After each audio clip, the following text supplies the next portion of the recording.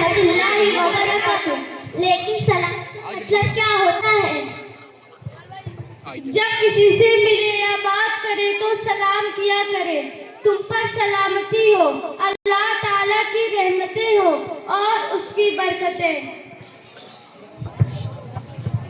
Wow, nice meaning. ये तो हमें मालूम ही नहीं था। मैं तुमसे एक क्वेश्चन पूछूं? हाँ, ऑफ कोर्स पूछो। तुम इतना काला काला कवर होके क्यों आती हो? तुमको सांस लेने में प्रॉब्लम नहीं होती? तुम इतनी बड़ी फ्रेश में चलती कैसे हो? तुम्हें दिखता कैसे होगा? आप लोग इतने सवाल इसलिए कर रहे हो क्योंकि आप लोगों को पर्दे की अहमियत मालूम नहीं है। तुम कॉलेज में भी इसी तरह आती हो, तुम्हें शर्म फील नहीं है? कॉलेज हो या कोई सी भी जगह हो, ये निकाब हमारी हिफाजत के लिए है। इसमें शर्म की क्या बात है? इसमें कैसे शर्म?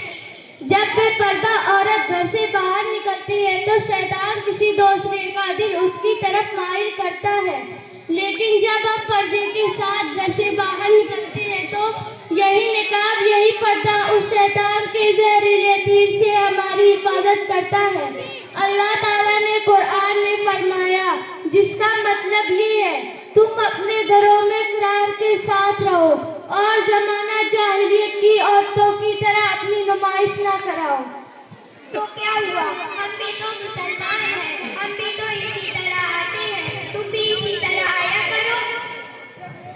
यह तो आजकल का फैशन है, सभी इसी तरह से आते हैं।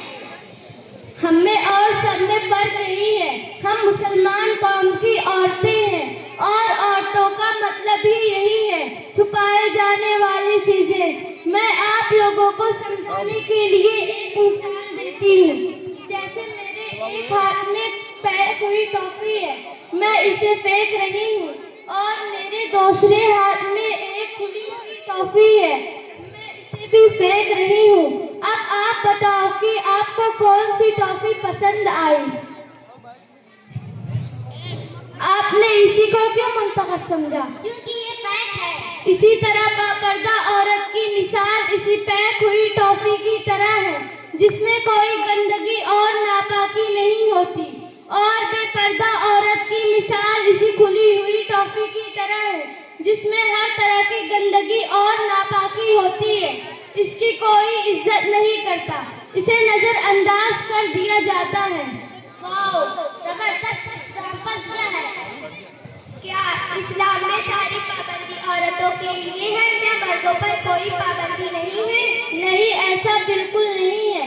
अल्लाह ताला ने मर्दों को मुखातब करते हुए फरमाया, ऐ मर्दों, जब तुम रास्ते से चला करो तो निगाह नीची कर लिया करो, इससे किसी गैर महरम औरत पर तुम्हारी नजर नहीं पड़ेगी। लेकिन इस्लाम ने औरतों को पर्दे का हुक्म दिया, मर्दों को क्यों नहीं? मेरी बहन, इतना मत सोचो। अल्लाह ताला ने मैं तुमको समझाने के लिए एक और मिसाल देती हूँ। जैसे मेरे एक हाथ में हीरा है और दूसरे में पत्थर। अब आप बताओ कि आप किसको छुपाना चाहेंगी? हीरे को। इस्लाम में सारी पाबंदियां औरतों पर इसलिए है क्योंकि औरतें हीरे की तरह कीमती और नाजुक होती हैं।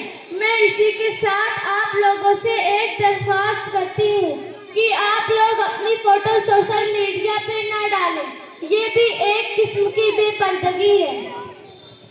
सही है सिस्टर, अब हम लोगों को पर्दे की अहमियत समझ में आ गई। लेकिन चलते चलते एक बात और पूछूं? पूछो।